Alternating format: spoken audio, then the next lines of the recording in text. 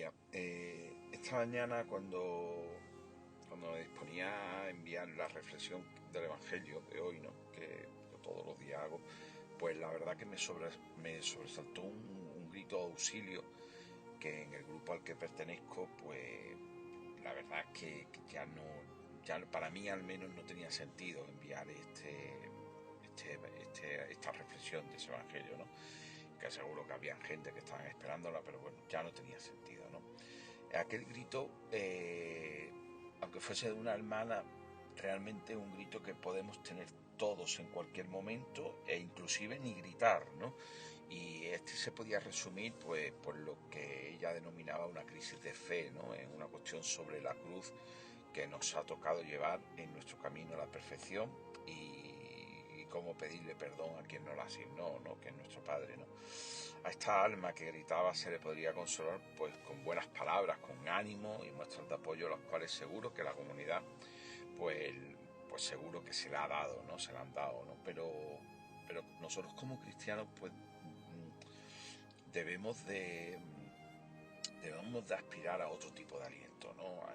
Para que nuestra vida en la carne, que al final es por la cual todas estas cuestiones y sufrimientos nos invaden, ¿no? Eh, Debemos de tener un verdadero arma ante estos contratiempos, ¿no? Y, y nosotros los cristianos pues tenemos que tener en nuestra vida realmente puesta como referente al mismo Jesucristo, ¿no? En cómo actúa ante esto mismo y que nos puede ocurrir a cualquiera, ¿vale? Fijaros como en su vida, en el mismo seno de María, ya allí tenemos una enseñanza y un ejemplo, ¿no? De este modo quedó para la eternidad como un bebé antes de nacer, ya supo qué es padecer. Y sucedió que mientras ellos estaban allí, se le cumplieron los días del alumbramiento y dio a luz su hijo primogénito. Le envolvió en pañales y le acostó en un pesebre, porque no tenían sitio en el alojamiento. Así lo deja reflejado en Lucas 2, 1, 7, ¿no? Eh,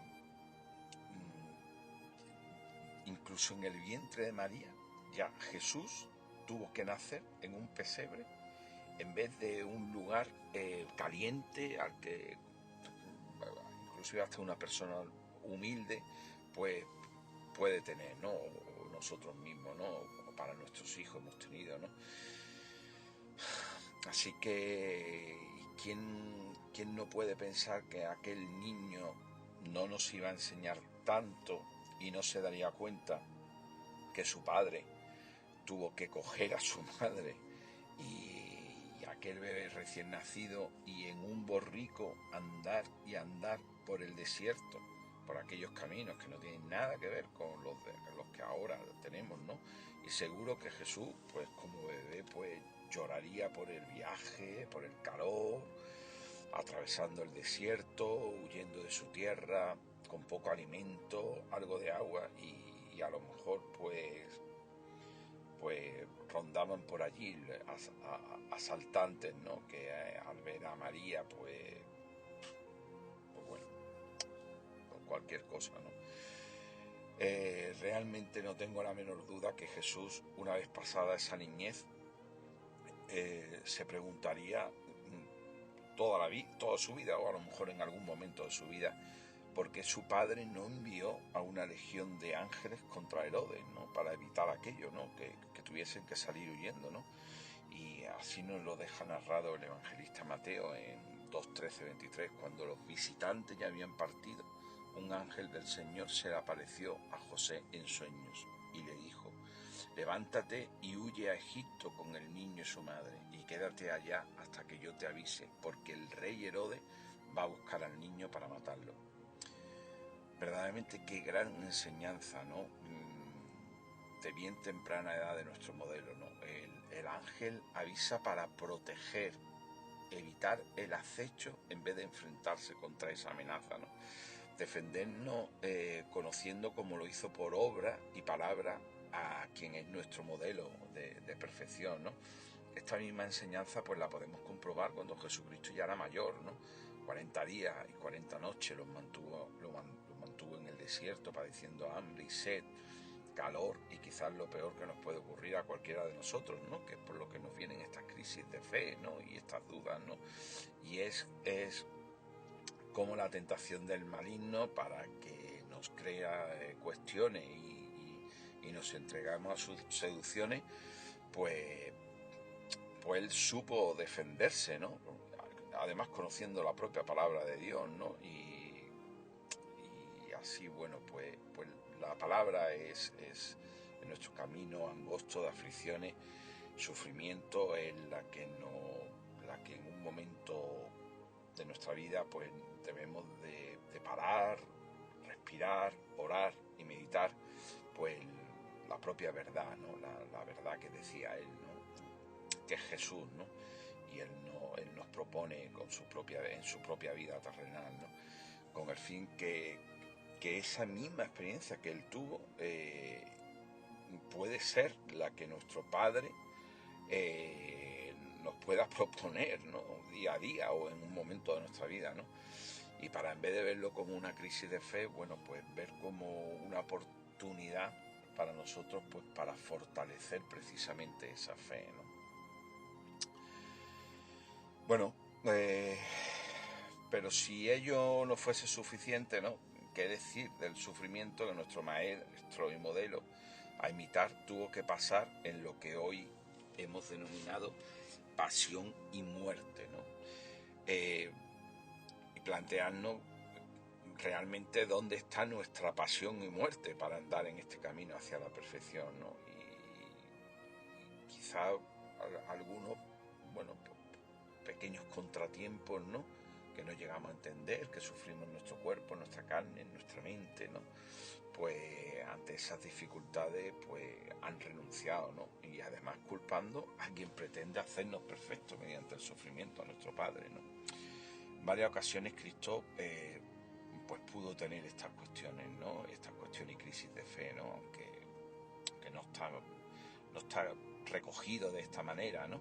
Pero tenemos, por ejemplo, en el mismo huerto de Getsemaní, días antes de saber él mismo que llegaba su hora, lo peor de lo peor, sabemos que lloró y pidió al Padre que le quitase este cáliz, ¿no? Y nuestro Padre, pues pensáis que no lo escuchó, o que no nos escucha a nosotros cuando esto nos ocurre, ¿no? En Marcos 14, bueno, pues lo recoge, ¿no? Dice: llegaron a una propiedad llamada Getsemaní y Jesús dijo a sus discípulos: quédense aquí mientras yo voy a orar. Y después llevó con él a Pedro, Santiago y Juan y comenzó a sentir temor y a angustiarse. Así lo dice la palabra, ¿no? Entonces le dijo: mi alma siente una tristeza de muerte. Mi alma siente una tristeza de muerte. Quédense aquí velando. Y decía: Abba, Padre, todo te es posible, aleja de mí este cáliz, pero que no se haga mi voluntad, sino la tuya. Qué principio a tener en cuenta, ¿no? Permanezcan despiertos y oren para no caer en la tentación, porque el espíritu está dispuesto, pero la carne es débil. Luego se alejó nuevamente, oró y volvió a repetir las mismas palabras. Inclusive el evangelista Lucas recalca: y después se alejó de ellos, más o menos a la distancia de un tiro de piedra, y puesto de rodillas oraba: Padre, si quieres, aleja de mí este cáliz, pero no se haga mi voluntad sino la tuya. Entonces se le apareció un ángel del cielo que lo reconfortaba, y en medio de la angustia él oraba más intensamente, y su sudor era como gotas de sangre que corrían hasta el suelo. Uf.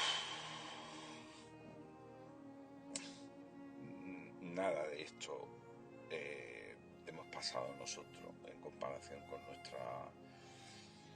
nuestras aflicciones y nuestras dificultades, en comparación con esto, ¿no? Y él sufrió y él tuvo dudas, ¿no? El evangelista de Mateo dice inclusive que que él rogó al Padre hasta 3 veces, no entendiendo por qué le iba a pasar eso, sufrimiento. Dice, y llevando con él a Pedro y a los 2 hijos de Zebedeo, comenzó a entristecerse y a angustiarse. ¿Realmente qué cristianos podemos llamarnos nosotros si no aceptamos la voluntad del Padre ante cualquier sufrimiento que permita que pasemos para hacernos perfectos, ¿no? Qué fácil olvidarnos cómo empezamos la oración que se nos enseñó para dirigirnos a Él, ¿no? Padre nuestro, hágase tu voluntad. Jesús, quien iba a sufrir para ser perfeccionado como hombre, con una única intención, porque él no era de este reino, sino del celestial, de su Padre, sabía que le iba a ocurrir antes que sucediese, tal como queda recogido por el evangelista en Lucas 18, 32, 33. Será entregado a los paganos, se burlarán de él, lo insultarán, lo escupirán y después de azotarlo, lo matarán, pero al tercer día resucitará. Y tal como lo sabía Jesús, en Lucas 23, 11 queda recogido, dice, Herodes y sus guardias, después de tratarlo con desprecio y ponerlo en ridículo, lo cubrieron con un magnífico manto y lo enviaron de nuevo a Pilato. Verdaderamente, después de leer o escuchar estas palabras, que nos podemos preguntar que qué derechos tenemos nosotros a quejar de nuestros sufrimientos cuando leemos lo que realmente pasó a quien seguimos, ¿no?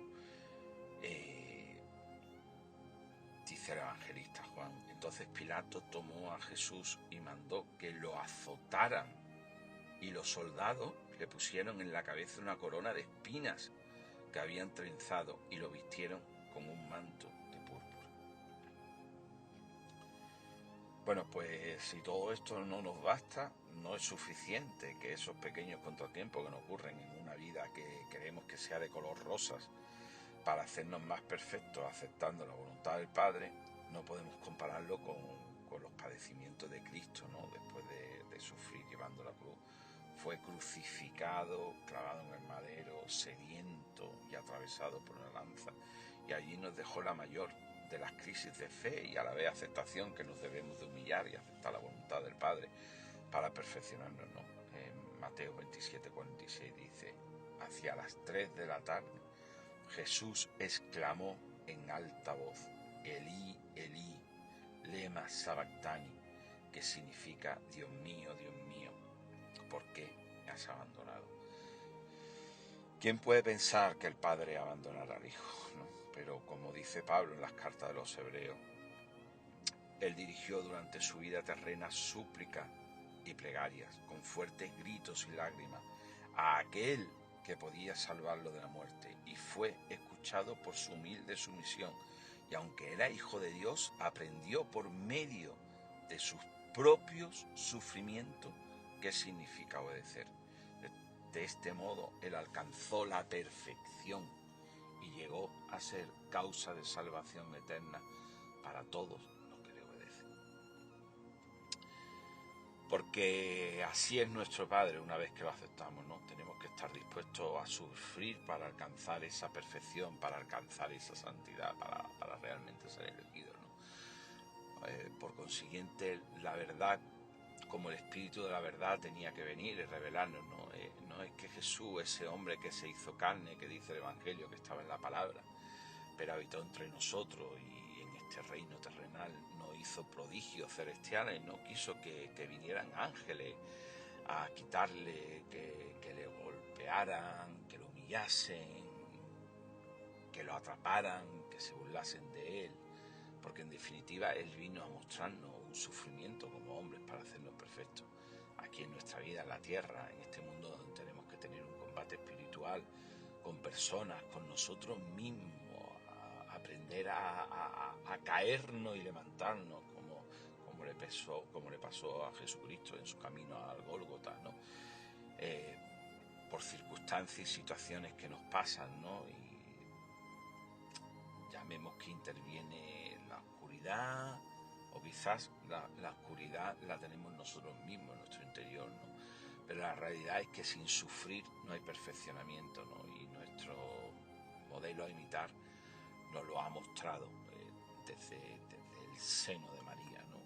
Por tanto, como él mismo en el desierto, en el seno de su madre, primero en el juicio, en la pasión, el camino al Gólgota, en la misma cruz, crucificado, clavado, sediento y al final con una lanza en el pecho, nos ha mostrado que para ser perfectos espiritualmente tenemos que combatir esta carne aceptando la voluntad de nuestro Padre, que nos corrige y nos pone incluso al límite exclamado: porque me haces esto, me has abandonado. Esto es lo que podemos preguntarnos. Y sin embargo, ahí lo tenemos que nos observa y nos guía y en última instancia, quién sabe, si no nos manda un ángel pero sin alas, no, puede ser alguien que está